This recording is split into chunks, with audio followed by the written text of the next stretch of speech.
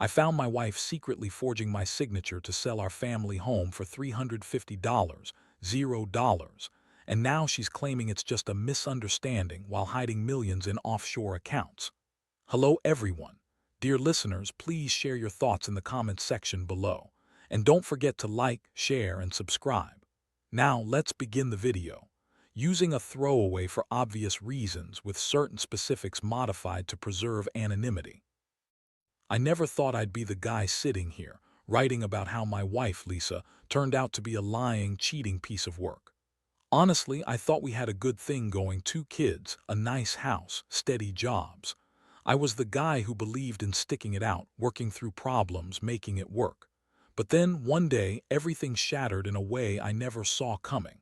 It started with small things. Lisa's phone ringing at odd hours, her being secretive about her texts, and her brushing off my questions with that bitchy smirk she always had. I noticed she was more distant, less interested in sex, and she'd snap at me if I tried to get close. I figured maybe she was stressed at work or just tired. I tried to be patient, but the gut feeling kept gnawing at me. Something wasn't right. Then one evening I came home early from work because I wasn't feeling well. I decided to surprise her with dinner, thinking maybe I'd catch her off guard and get her to open up. I walked into the house and immediately noticed something was off. The living room was too quiet, no sign of her or the kids. I called out, but no answer. I went into her office first. Her laptop was open and her email was logged in. I saw a message from some guy named Mark, something about meeting up at the hotel downtown tonight. My stomach dropped. I froze. My mind raced. Who the hell was Mark? And why was Lisa texting him? I looked closer. There were more messages, flirty, intimate, clearly more than just friends. My heart pounded. Then I saw a photo she sent him, a selfie of her in the bathroom mirror, wearing that tight dress she only wears when she wants to look sexy for someone. I felt like I'd been punched in the gut. I backed out of her email, trying to process what I'd just seen. That's when I noticed her phone buzzing on the desk. I hesitated, then grabbed it. Her screen lit up with a new message from Mark. "Can't wait to see you tonight. This is going to be so good." I stared at it, feeling like my world was collapsing. I knew I shouldn't invade her privacy, but I couldn't stop myself. I had to see if there was more. I scrolled through her texts, and it was worse than I thought. They'd been meeting up, sneaking around for weeks. She was lying about going to her sister's house last weekend, claiming she was there the whole time. Instead, she was out with him having sex. I was pretty sure of it. The thought of her cheating on me with some guy named Mark while I was at home, working my ass off to keep everything afloat, it made me furious. I felt betrayed, humiliated, and sick. How could she do this to us, to me? I closed her phone hard enough that it almost cracked. I needed to confront her, but I wasn't sure how to start. My mind was spinning, trying to figure out what her excuses might be. Did she think she could get away with it? Did she think I'd never find out? I had no idea how long this had been going on, but I knew I had to get to the bottom of it. I couldn't just pretend I didn't see. I had to know the truth, whatever that truth was. So I waited. I didn't say a word that night, just sat in the dark, trying to piece everything together. My heart was pounding, my mind racing. I kept thinking about all the times she was cold or distant, the little lies she told about where she was, and now this. I felt like I'd been punched in the stomach. I never thought I'd be that guy, reading my wife's secret messages, knowing she'd been lying, sneaking around behind my back. I didn't know how I was going to face her tomorrow, but I knew one thing. I wasn't going to let her get away with this. Not without a fight. The next morning, I woke up feeling like I'd been hit by a truck. My head was pounding and my stomach was in knots. I kept replaying everything I saw last night, her messages, the photos, the way she'd been acting lately. It was like a bad movie I couldn't turn off. I knew I had to confront her, but I also knew I needed to plan my words carefully. This wasn't just about some stupid affair. It was about everything: trust, betrayal, the future I thought we had. Lisa was in the kitchen, making coffee like nothing had happened. She looked at me with that sweet, innocent smile that I now saw as fake. I could feel the anger bubbling up, but I kept my voice steady.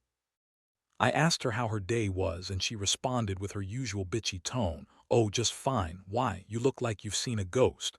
I took a deep breath and decided I couldn't hold it in anymore. Lisa, I said, my voice low but firm.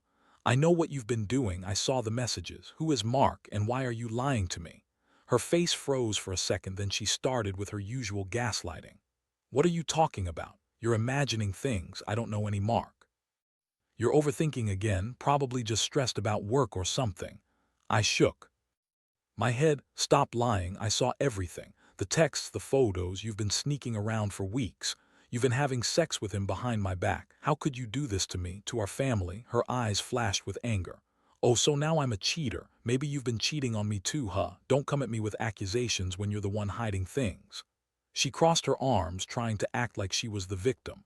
I felt the rage boil over. Hiding? Lisa, I caught you red-handed. I found your email, your messages. You're lying because you're scared of what I'll do. Well, I'm not stupid. I know you've been planning to leave, maybe even take the kids and run with him. I found out you're not just cheating, you're stealing from us. I saw the bank statements. You've been hiding millions in offshore accounts, haven't you? Her face went pale for a second, then she snapped back. That's none of your business. You don't understand how the world works. You're just a simple man who's too stupid to see the bigger picture. I have my reasons. It's complicated, and this isn't the time for your paranoia. I was stunned. She was lying through her teeth, denying everything, spinning some ridiculous story.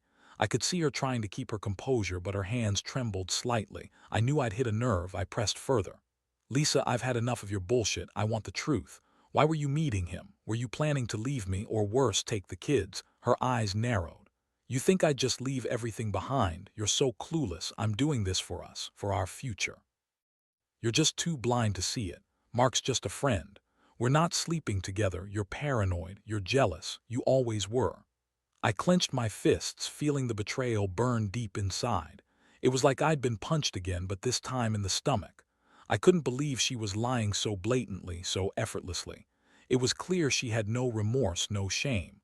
I realized that everything I thought I knew about her, about us, was a lie. She was manipulative, selfish, and willing to do whatever it took to hide her tracks. I needed to get out of there, to breathe, to think. I told her I was going to work and needed some air. As I left, she called after me, her voice dripping with false concern. Don't jump to conclusions, honey. We'll talk later. I love you, you know that, right? But I didn't believe her for a second. That love was just a mask, a tool she used to keep me from digging deeper. I got in my car and drove to a quiet park nearby where I could sit alone and process everything. I felt numb, betrayed, and furious. How could she do this? How could she lie to my face after everything we built? I kept asking myself if I had missed the signs, if I was blind to what was happening right under my nose. That's when I remembered the offshore accounts. I pulled out my laptop again and started digging into the bank statements I'd secretly obtained. Sure enough, there were millions hidden away, money she'd been funneling overseas, probably with Mark's help. It was like a slap in the face. All this time she'd been planning her escape, using me and the family as a cover. I couldn't believe I'd been so blind, so stupid to trust her. I knew I had to act fast. Confronting her again wouldn't do any good. She'd just lie her way out of it. I started thinking about how to get legal counsel, how to protect what was mine, and how to keep the kids from being caught in the crossfire. I couldn't let her get away with this. Not just the affair, not the money, everything. I had to fight back, and I was determined to do whatever it took to expose her and reclaim my life. The following days were a whirlwind. After my initial shock and anger, I realized I couldn't just sit around and do nothing. Lisa's lies were piling up, and her deception went far beyond what I'd initially uncovered. I started talking to a lawyer, gathering every shred of evidence I could find, bank statements, emails, texts, anything that could prove she was planning to leave, taking our assets with her. The more I dug, the clearer it became. Lisa was not just cheating on me. She was orchestrating a full-blown escape, and she had the money to do it. I remember feeling sick every time I thought about her hiding millions offshore. She had been funneling money out of our joint accounts, secretly establishing those accounts in her name and lying about her expenses. All the while she was pretending to be the perfect wife. It was like a punch to the gut every time I saw her fake smile or heard her dismiss my concerns. I felt betrayed on every level, emotionally, financially, and morally. One day, I decided I needed to confront her again, face to face. I called her at work, told her I wanted to meet, and she agreed, with that same bitchy tone she always used when she thought she was in control. I told her I knew everything about Mark, about the offshore accounts, about her plans to leave. Her reaction was classic Lisa: denial, then anger, then tears. She started crying, claiming she was doing this for us, that she was saving us from a life of mediocrity, and that I was just too stupid to see her sacrifices. That made me laugh bitterly. "Lisa," I said, voice cold but steady, "you're stealing from us. You're lying to my face.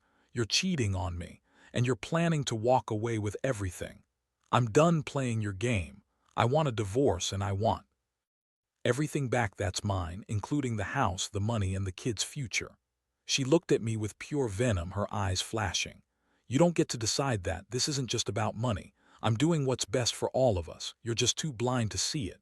Mark and I are in love, and I'm sick of pretending to be happy with you. You're boring, controlling, and clueless. Maybe you're better off without me." I felt my blood boil. I'd had enough of her lies, her manipulations. I told her that if she so much as tried to take $1 out of those offshore accounts, I'd make sure she'd spend years in jail for fraud and theft. I also told her I'd be filing for full custody of the kids because I couldn't trust her anymore. Her face twisted into a sneer and she spat. "You think you're so smart. You're just a regular guy who's lucky to have me. You're nothing without me." That was the moment I realized I needed to act fast. I couldn't let her keep hiding her plans. I contacted my lawyer again, and we began drafting a plan to freeze her assets, file for divorce, and get the custody battle started. Meanwhile, I was also looking into how to expose her offshore accounts publicly. If she thought she could hide millions from the IRS and the courts, she was dead wrong. In the meantime, I also reached out to some friends, trusted ones, who had always been there for me. I needed a support system because I felt like I was drowning in a sea of lies and betrayal. I confided in a close friend, Mark, who I knew had no connection to Lisa and could give me honest advice. It turned out Mark had been suspicious of Lisa for a while, especially when he saw her sneaking around. I was relieved to have someone I could trust, someone who wasn't emotionally involved but cared enough to help me figure out my next move. The emotional toll was brutal. I went from feeling anger to sadness to a numb kind of acceptance. I kept telling myself I deserved better than a wife who cheated, lied, and stole from us. I kept reminding myself that I had 2 kids who needed stability, and that I couldn't let her destroy everything we built. But inside I was shattered. I loved Lisa once, even after all this, but now it felt like that love had turned into a bitter memory. Every time I saw her, I saw someone I barely recognized, someone capable of betrayal on a level I never imagined. One night, I sat in the dark thinking about everything: the house, the kids, the money, the betrayal. I realized I had to be strong, not just for me but for them. I had to protect what was ours and make sure she didn't get away with any of it. I knew the road ahead wouldn't be easy. Legal battles, custody fights, financial warfare. But I was determined to fight for my family, for my dignity, and for the truth. I couldn't let her continue this deception. Not anymore. The legal process moved faster than I expected, probably because I was relentless. I met with my lawyer, a sharp woman named Jessica, who laid out the worst-case scenarios and my best options. She told me to prepare for everything: divorce proceedings, asset freezes, custody battles, and to gather all the evidence I had. I handed her the bank statements, the emails, the texts, everything I'd been collecting. It felt like I was building a case against her, and honestly, I was. One of the biggest shocks came when Jessica told me that Lisa's offshore accounts were more substantial than I thought. Millions, possibly more, hidden in various countries, accounts I didn't even know existed. I was furious. All this time, I'd been working hard and trusting her, while she was secretly planning her escape, lining her pockets with stolen money. It made me question everything: the years we spent building that life, the trust I'd had that she loved me. I decided I had to confront her again, face her lies head on. I called her at work, told her I needed to see her. When she arrived at the coffee shop, she looked nervous, her eyes darting around. I could tell she knew the game was up. I didn't waste time. I told her I knew about the offshore accounts, about her plans to leave with the kids, and that I had all the evidence. Her face twisted into a sneer, and she tried to deny everything, claiming I was crazy, that I was paranoid, and that I was making baseless accusations. I was. It. Lisa, I said, voice cold and steady, you've been lying to me from the start. I know you've been meeting Mark, I know about the money, and I know you're planning to take everything from us. You're a liar and a thief, and I'm done playing your game. I'm filing for divorce, and I'm going to make sure you don't get away with any of this. She started crying, trying to manipulate me with tears and pleas. Please, don't do this. I love you. I was just trying to protect us from a life of mediocrity. Mark's the one who's been there for me. I didn't mean for you to find out this way. We can fix this, just give me a chance. But I saw through her, I knew her game. No, Lisa, it's over. You've lied too many times, you've betrayed me and the family. If you think I'm going to let you walk away with everything, you're dead wrong. I want full custody of the kids, and I want the house, and I want the money. And I'm going to expose your offshore accounts so you can't hide a single dollar. Her face darkened. You're just jealous, you're insecure. Mark is the one who truly loves me. You're just a boring, controlling husband who's too stupid to see what's good for him. I felt my blood boil. You're not the victim here, you're the criminal. I'm tired of your lies. I'll see you in court. After that encounter, I went straight to my lawyer's office. We filed the paperwork, and she moved quickly to freeze Lisa's assets. The offshore accounts, the house, everything. I knew Lisa would try to fight, but I had enough evidence to back me up. I also hired a private investigator to track her movements, just to be sure she wasn't planning to run or hide. The emotional toll was intense. Every day I felt like I was walking through a fog of betrayal. I loved her once, but now I saw her for who she really was, a manipulative, selfish woman who'd lied to me for years. I kept wondering how I missed all the signs. Was I so blind? Or just too trusting? Either way, I'd been played, and it hurt more than I could say. The kids didn't understand everything yet, but I could see the confusion in their eyes. I promised myself I'd do everything to protect them, to give them stability, and to keep them away from their mother's lies. I was determined not to let her destroy their future or mine. I knew the road ahead would be long and messy, but I was ready to fight, not just for the money or the house, but for my dignity and my sanity. In the end, I learned a brutal lesson. Trust is fragile, and some people will betray you in ways you never imagined. I thought I knew Lisa, but she turned out to be someone I hardly recognized. Still, I had to accept it, move forward, and rebuild my life from the ruins she left behind. I don't regret standing up for myself, even if it was painful. Sometimes you gotta fight for what's right, no matter how much it hurts. The divorce proceedings dragged on longer than I expected, and honestly, I wasn't prepared for how emotionally draining they'd be. Every court date, every new piece of evidence felt like another punch to the gut. Lisa was fighting tooth and nail, trying to keep the offshore accounts hidden, claiming she was entitled to the money because she worked so hard, even though we both knew she'd been stealing it. Her lawyer was relentless, trying to spin her lies, but I had the evidence, and I was determined to see this through. Meanwhile, I kept a close eye on her movements. The private investigator turned out to be invaluable.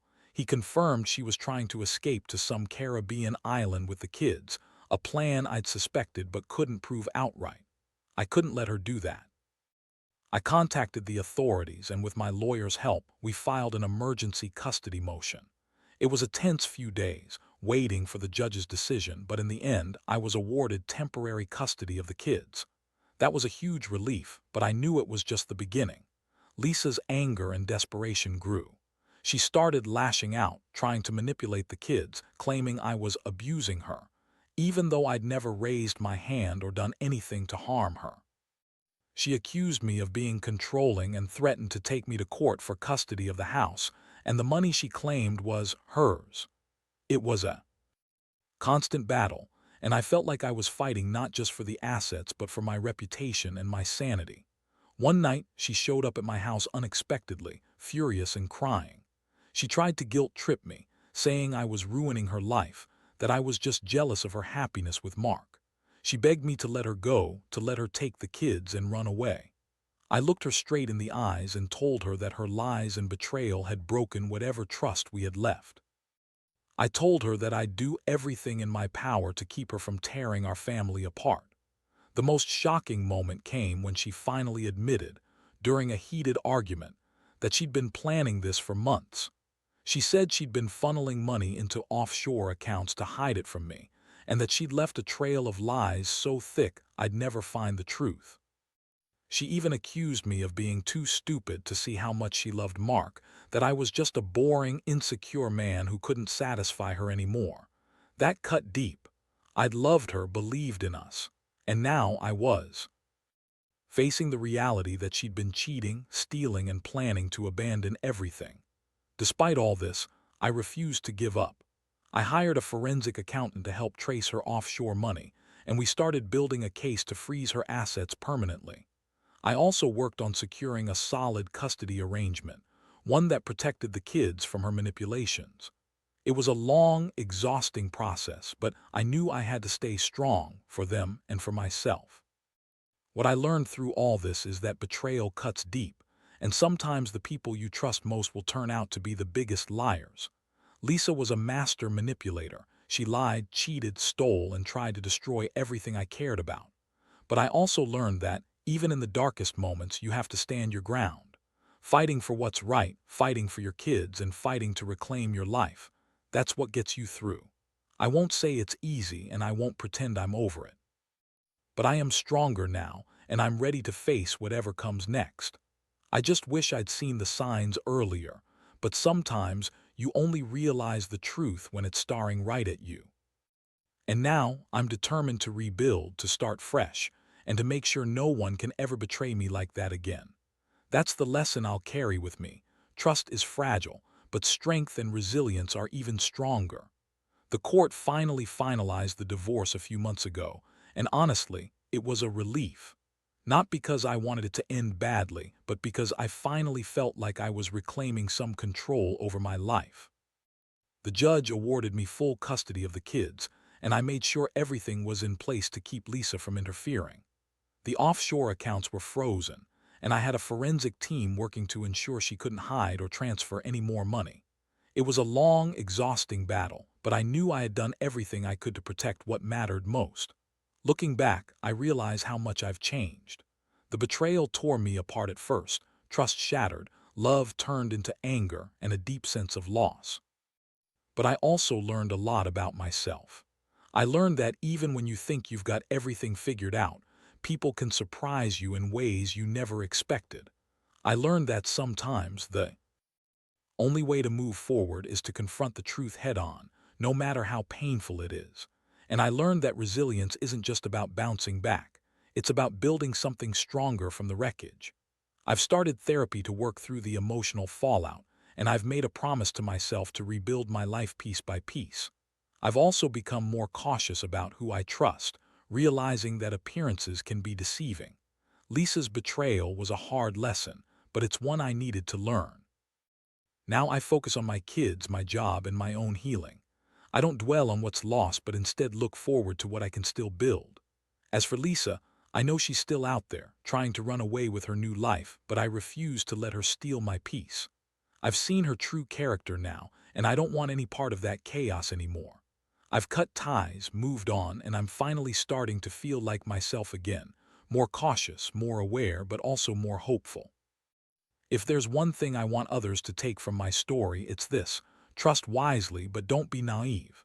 Betrayal can come from the most unexpected places, and it's not your fault. Sometimes you have to face the worst to find your strength. And no matter how dark things get, there's always a way out. Sometimes it's just about finding the courage to walk away and rebuild.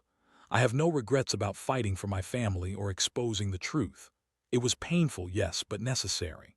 Now I can finally breathe again, knowing I did everything I could to protect what was mine. Life is too short to stay trapped in lies and betrayal. Moving forward, I choose honesty, integrity, and the hope of a better future for myself and my kids. That's all I can ask for now.